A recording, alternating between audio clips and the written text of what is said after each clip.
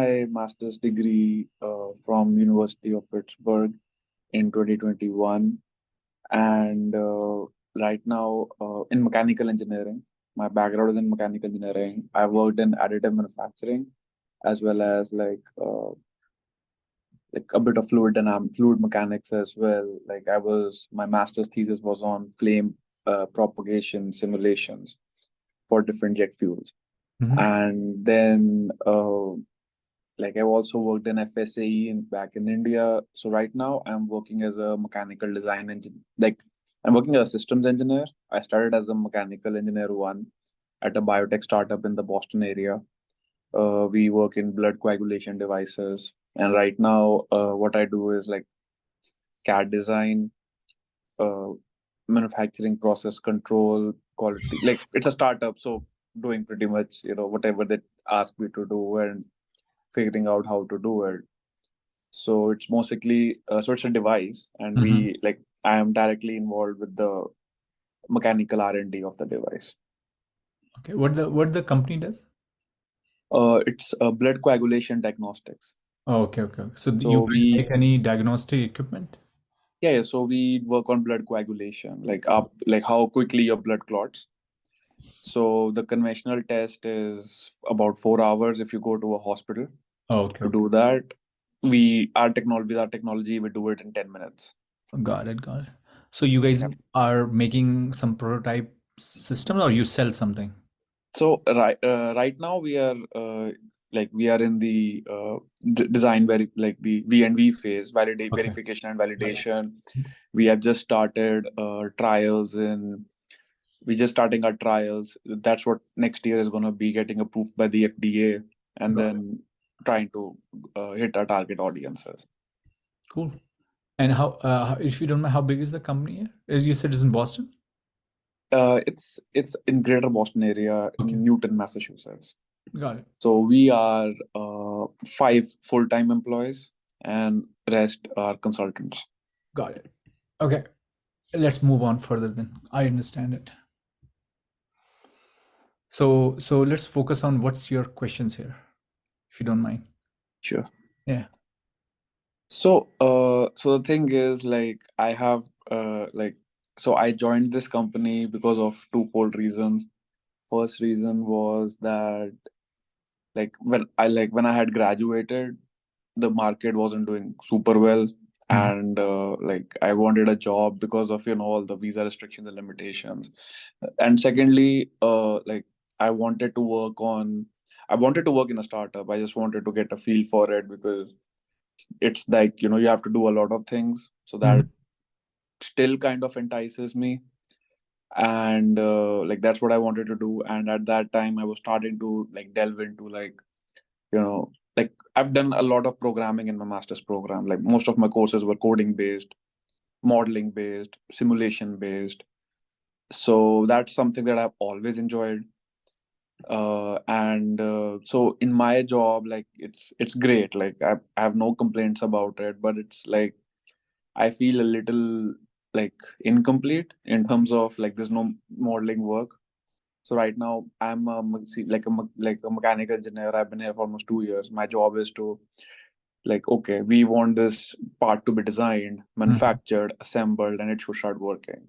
Right, right. So those are like higher priority roles. So it's just that this is just is I don't know, it's just like a nagging voice in the back of my head. Like, okay, you used to enjoy coding, and I actually did some data analysis with them. But it's the biological data they had, and I also kind of took over the our device requires a lot of firmware stuff, as well as right now we're working with IMU sensors as well. So I'm kind of the guy who's working with the electronic engineers to test it out, get it working, collect data, analyze that data. So I'm kind of doing that. I'm enjoying it, but I don't know. I don't this. I just feel like a little up in the air. Let me Like I ask you don't know. over here, what you want to do. I mean, the question I think what I'm getting from you is, and it happens to everyone, no matter where you are and all that, and which is a good thing, is you want to do more. You think you Yeah. can do more and things like that, which is fine. My question to you is, if I have to ask you, what would you, I mean, there is one thing also you have to understand is, um, what you do right now, you can always do more, right? There is always, you can learn more, you can do more, but the problem, I guess, comes when you don't see your progress matches with your expectation, right? Yeah, For example, you think you should be here by now and you are not there, whether it is in terms of company, whether it is in terms of your salary, whether it in terms of your career growth, whatever it is. Okay. that's true. And that's why what you're saying, I think these are all very relevant questions. So I want to ask you this question is, where do you see yourself, like, down 5 year, if I have to ask you, like, if I have to ask you 5 year down the road, where Raghav sees himself doing what? If I may have to ask you, like, for example, if you ask me that question, my answer would be, I want to see myself as a VP, or at least a director of a company where I am, or I would like to see myself running a startup, right? So, same question to you is, if I have to ask you, what Raghav, what satisfies Raghav, where you want to see yourself for 5 years? Because there is one thing that I can tell you is, if you plan yourself, and that's how I mostly plan my career, is if I want to achieve something, I make a plan for 5 year, and that's realistic to achieve, rather than saying, hey, I want to be the director next year, very which is still possible, but maybe a little unrealistic. So if I have to Mm. ask you that question, what Raghav sees himself doing at 5 years or so down the road, what that job profile would look like, what would be your answer? So, so first of all, like, uh, yeah. So my first decision would be, yeah. So first of all, like, working for a like a bigger corporate company. Mhm.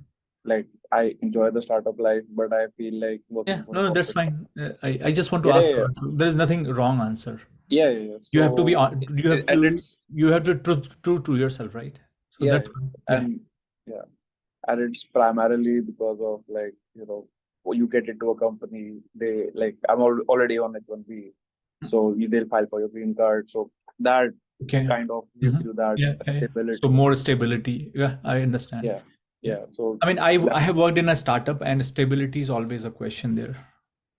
And to be honest with you, what happened is, I worked for a startup 7 years, they fired everyone.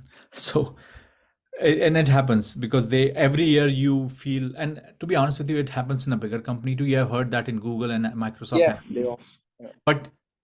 But in general, you probably have a more sense of stability. I would say more, rather saying more sense of stability, the bigger companies are more structured. Mm. Like in a startup, what happens, one guy is HR, and one guy is a CEO, and one guy is a CTO, and one guy is everything. In bigger company, what happens is, there's a structure to it. So, and that structure helps you.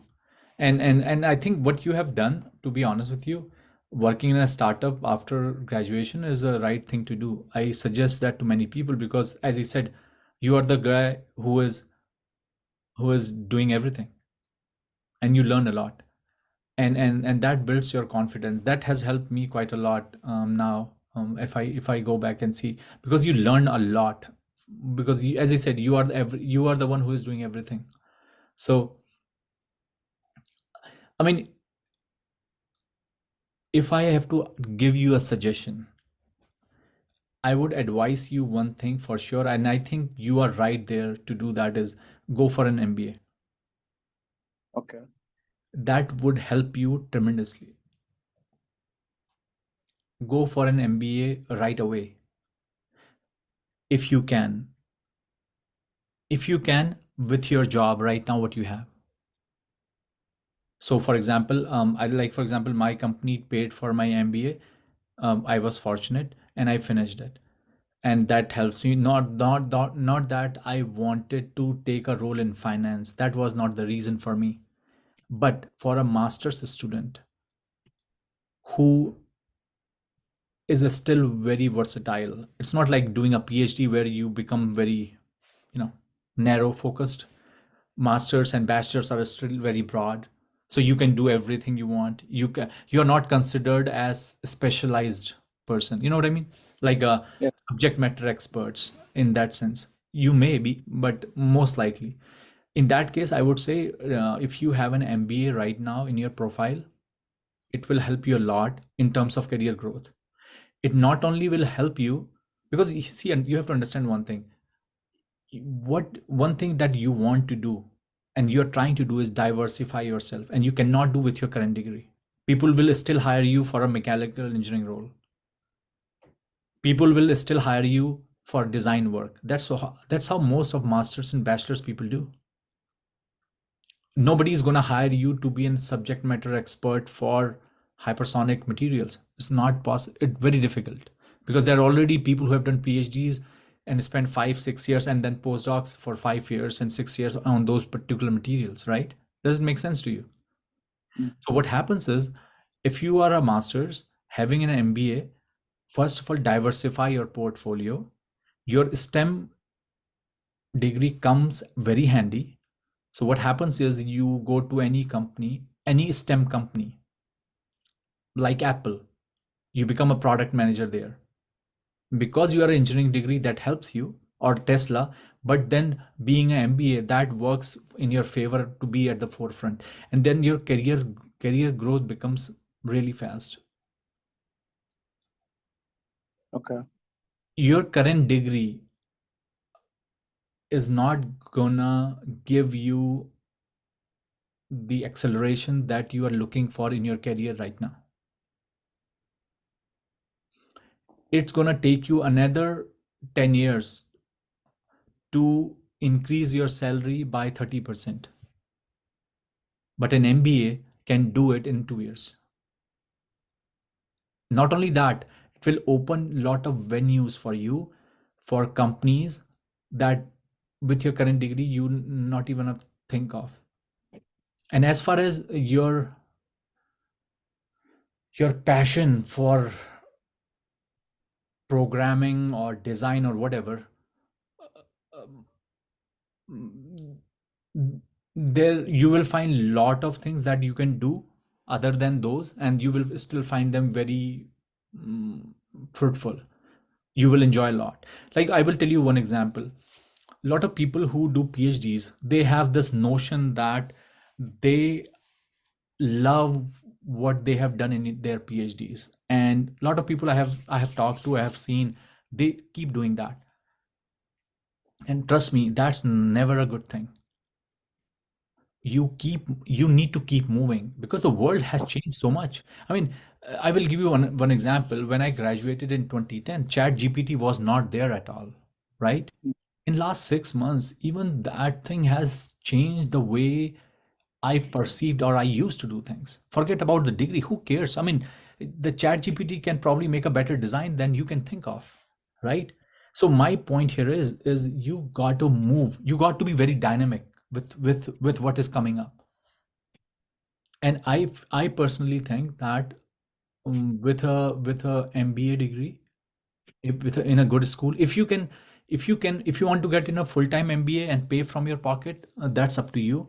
But if you're, let's say, if your company has a program that they pay a little bit, and you can take a evening class, that work very well. There are many schools that have opened working professional MBAs, that classes happens in the evening or on weekends, that I do. I have done it from Ohio State. That works perfectly. And most of the schools nowadays, if you're doing a working professional MBA, you don't have to worry about GMAT. They probably takes your GPA and your GRE score, and you can get admission. You don't have to give GMAT. Mm. And that's going to help you a lot. And probably your second question, what I'm reading here is, that probably adds up with your experience having an MBA. So think of a Raghav with an MBA and a 5 years of experience in an engineering company. It works very well for any company for that matter. And then, as I said, you will be open up for bigger brands because most of the MBA schools, they have your, what do you call it? Um, um, in India, what they have, like placement cells. You know what I mean? Mm. Like engineering school we don't have, right? You have to apply on your own, but Yeah. MBA schools in general, they have placement cells, so they are very, because that's what their bread and butter is. They want to make sure that everybody gets a job, and if you look at the salaries that MBA makes, especially with your degree and all, you will find that you probably can land up in a better position. That will be my strong suggestion to you, to give you that uh next kick. I mean, one thing is because of your, it's good that you have a H-1B visa, but if you look at most of the STEM companies, a good STEM company, even Rolls-Royce or any company for that matter, they won't hire you because you don't have Yeah. green card, or so it becomes very difficult. I mean, only companies that I know, good companies that I know that hire H1s are either Apple, sometimes they Tesla. also have a problem, Yeah. Intel, sometimes they have a problem too, Tesla, and things like that, Yeah. right? And then that's what I'm suggesting you, that if you get an MBA, that would, I feel, would be very helpful. Try to get it as soon as possible. Okay. So have a couple of follow-up Yeah. questions on that. Mhm. Yeah, yeah. So first would be like, what kind of an MBA are you suggesting? Like, MBA in general, you can no, do. they have finance, marketing, HR, No, uh, MBA, when you do an operations. MBA, when you do an MBA program, so I will tell you one thing. So I'm a very technical person. Like I love doing technical work. When I got into MBA program, I started taking course on strategy. I started taking course on supply chain. I started taking course on finance. I started taking course on data analytics, everything. And out of all that, I really enjoyed finance. I hated marketing. It looks very absurd. So my point, what I'm trying to tell you is, as you gonna take the courses, you're gonna realize probably which electives you want to take more, and that becomes your specialization. You don't have to Mm. choose to begin with. That's my point. Got it. Got it. Yeah. Okay. So it's not like you go there to become an MBA, specialize in marketing. No. What happens is, just like in masters, you have core course and elective, Mm. and you take all the core courses that include supply chain, marketing, strategy, finance, data analytics, the organizational management, leadership, and then you say, I really like leadership. Let me take more leadership electives. So Okay. I don't think you have to. I don't know what you're gonna like, but most of the Yeah, time, no, no. that's the As I said, I okay, had no important idea I'm thing. gonna Yeah. like finance because I was really. But I think one thing I can tell you, most of the STEM people, they will love which has a little bit more math, because marketing is very abstract. Strategy, I found, is very abstract. ये भी सही है, वो भी सही है. It felt, but like data analytics, I found good. Yeah. Finance I found good because 1 plus 1 was 2, and then there was no question. Accounting, I hated it, although it was 1 plus 1, but accounting is like a nightmare. Accounting is like, oh my God, is all plus and minuses, and you cannot make a mistake. And I think I'm little dyslexic. I hated arithmetics. I didn't enjoy that at all. So again, you can choose what you want. Yeah. Okay. So another question would be like, I think we are on the same wavelength here, that you also enjoy technical work, Yeah. but MBA. So like, how much does it like move away from core engineering, technical development work in general? Like, what's your experience been on that? So being an engineer, most likely you are not going to work at Walmart. Yeah. You're going to work at some engineering firm. So there will always be technical discussions all the time. What I'm trying to tell you, Raghav, is as you go up in the company, you will realize more or less you become a manager. Like most of these professors are managers, That's true. right? They have to write grants, they have to bring money, so they have to like massage the program managers, right? They have to make sure that all the students are working on time. I mean, they are not there to do the research, right? Their job primarily is to make sure there's a money for students like you and me so that we can work in the lab and produce results. They're not there, but they always have the technical background. That's never gonna go. So what I'm trying to tell you, let's say if you become a product manager in Apple, you're still working on, let's say you become a product manager at what's that medical company, Medox, no, Metronic. Medtronics, right? And you are working on some mm, some instrument to measure blood pressure, let's say. Mm. You as a product manager, excuse me, have to have the know-how of the mechanism and the fluid mechanics and the pressure and the venturi meter, everything is in there.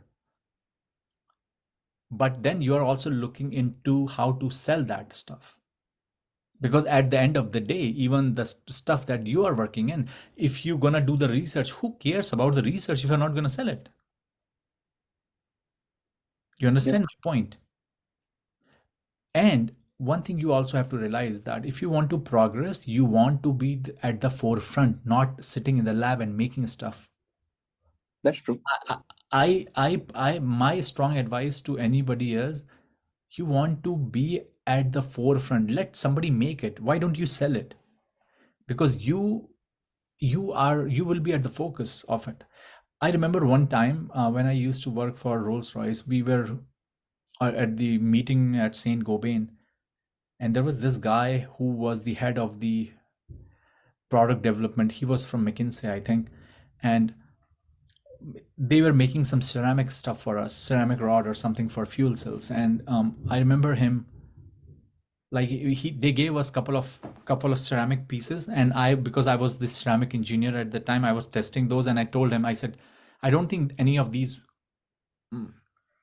have the the porosity requirement that we are looking for. And this guy who was working in the lab making it, and probably was working very hard to make it, he just threw all those things in front of him, and I felt so bad. So you decide what you want to become. You want to be at a position where you have more accountability, and that's where you make the money, not the person who is doing it. Accountability, like for example, you think a CEO of a company does any stuff? No, he's accountable for the company, that's why he's doing it. Yeah.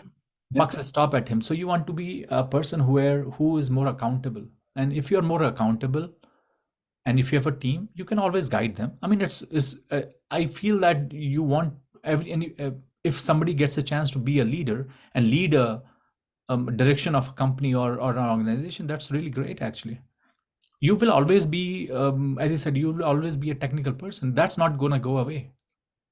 Mm. So, I mean, unless until you decide, okay, I'm going to go in finance, and you become so good, you start working at Wall Street, that's a separate issue. And I have known people who have done that too, actually. I know one of my friends who worked at Oak Ridge National Lab, great scientist, did MBA, went to Wall Street. It has nothing to do with science at all. That's a separate issue. But then he's making a lot more money. But Okay. my advice to you, Raghav, is start your MBA in 2024 August. Look for programs in Boston, whether it's Boston University, Tufts, Harvard, doesn't matter. Look for working professional. I won't advise you to leave the job. Keep the job so that you can get paid. Everything is fine, and then keep your MBA, keep doing it, and finish it.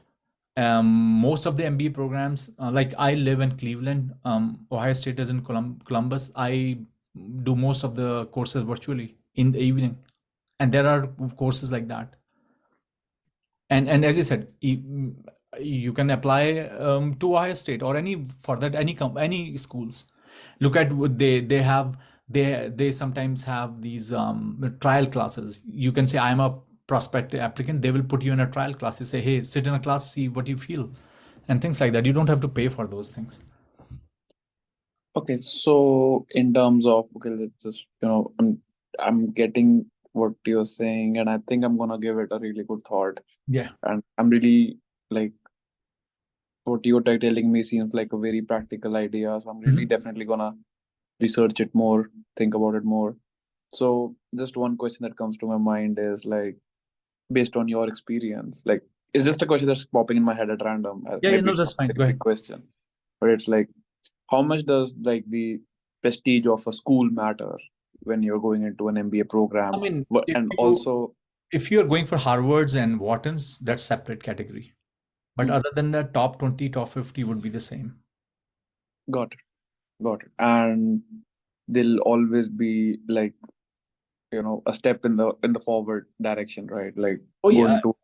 that's what I'm saying is, so here's the another thing. All these MBA schools are very open. You can go to their website and you look at where the incoming class, where the outgoing class, how much money, what's the median salary they have got. All that Mm, information is out there. okay, okay. And also And also so you can also look for their tuition fees and everything and make sure okay. it makes sense to you, right? And does it make a difference at the end of the day whether you've done it from a full-time MBA program versus a part-time MBA program? I don't think so. I mean, I said,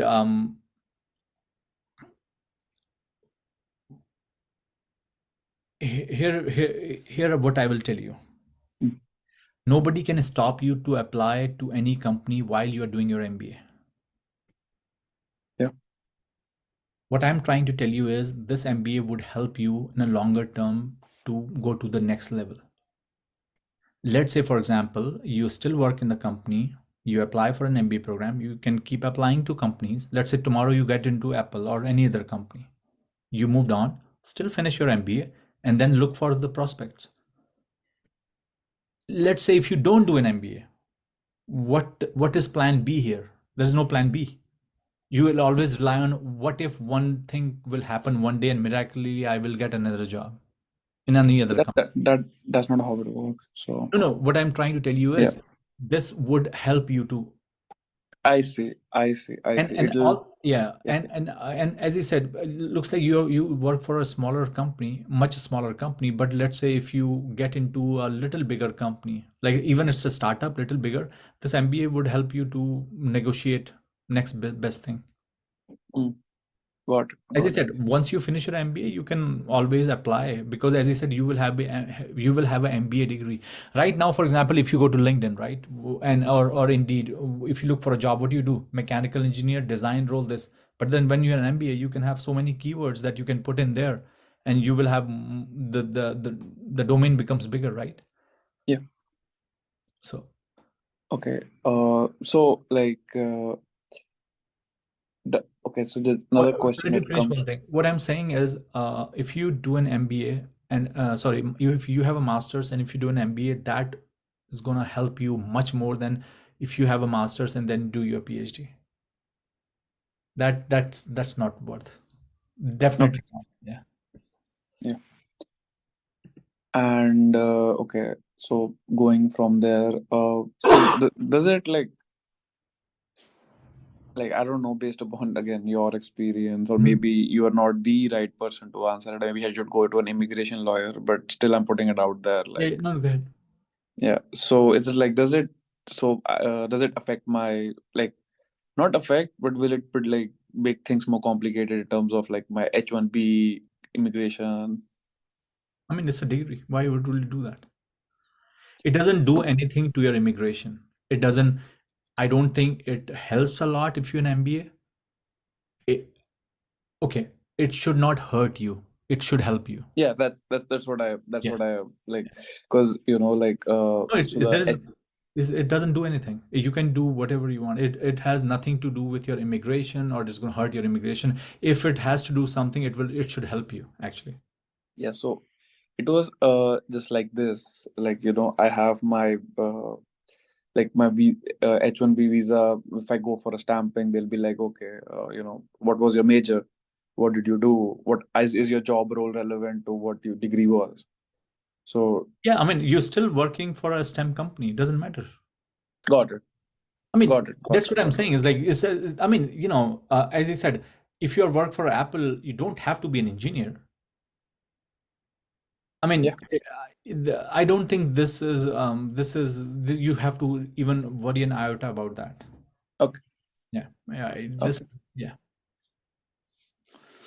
But if you, it should help you more actually. So Sounds good. Sounds good. That's really good to hear. It's and, just that, like, yeah, yeah, and most of the companies, if you look at even Apple, if you Google in Indeed or someone, program managers roles in those companies are the roles which are given to most of the people who have MBAs and in some sort of engineering degree, and those are the well-paid job roles, and those are the maximum roles you will find.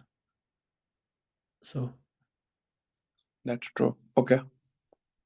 yep. Anything else, Raghav? Uh,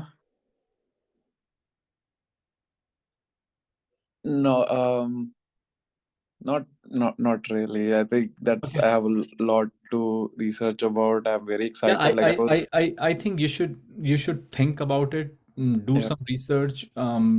Okay, if I have to do what it looks like and all that, look into schools.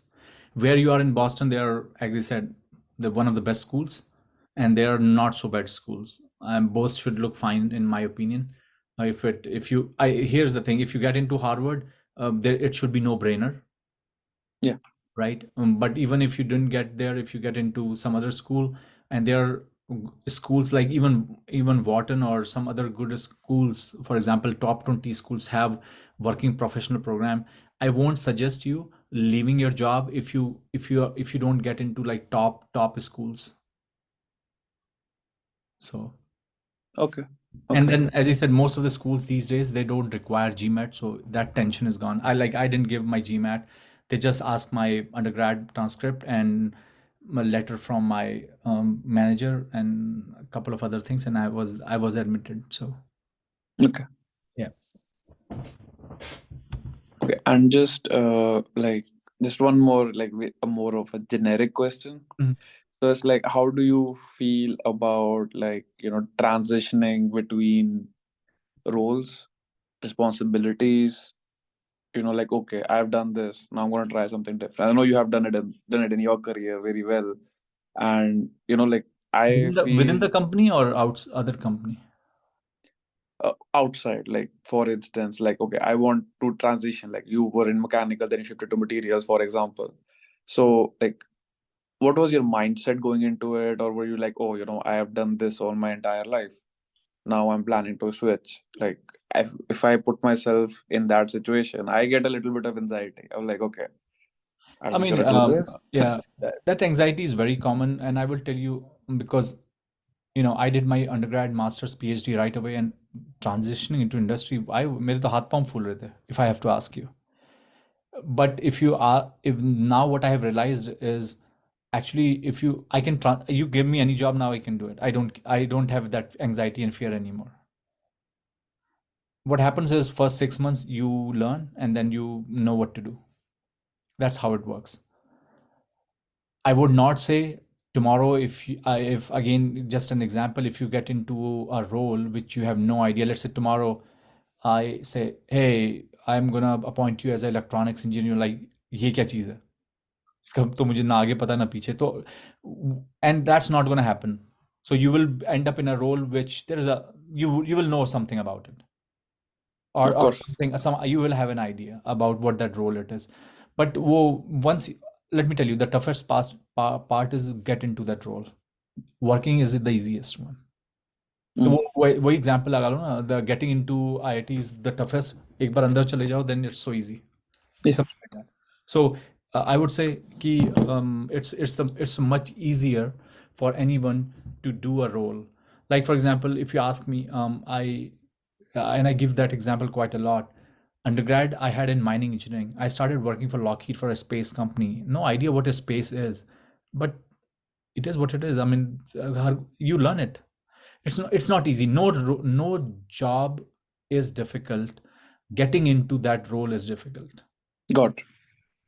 उसके लिए anxiety मत लेना। और एक चीज और मैं बोलूंगा which is very true, if you feel very comfortable in your role, time to move on. That means you are not learning anything. Understand my Mm, point? And what happens is, why I say that is because once that role is gone, or you get fired or something, and it will happen, and it happens to everybody, then the problem comes. So before you become comfortable, get uncomfortable again, because if you the more you go through that process, then the fear is gone, and then you are good. mm, अभी तो you are too early in your career. अभी से अगर ये comfortable वाला feeling आएगा ना, then it becomes very challenging. It's, the world we live in is not like our dad or grandparents, where they worked in a company or in a university or in a school और वहां से retire हुए। वो जमाना तो गया ना। okay. So वो तो don't even have that, get into that feeling. If you feel comfortable, मुझे सब आता है, I am so comfortable now, time to move on, because तुम सीख नहीं रहे हो, you're not learning anything, and then, as I said, it's not a good feeling at this early stage. You Got. need to keep feeling nervous, challenging all the time. Okay. Okay. Sounds good. Cool, Raghav. I need to talk to someone else also, but it was nice talking to you. And Thank keep you so in much touch. If for you your if you get any time. Like, questions, I will more yeah, than happy. well, yeah. Thank you so much for your time. Yeah, Really no problem. appreciate it. And enjoy with Very your good. parents. Yeah. Yeah.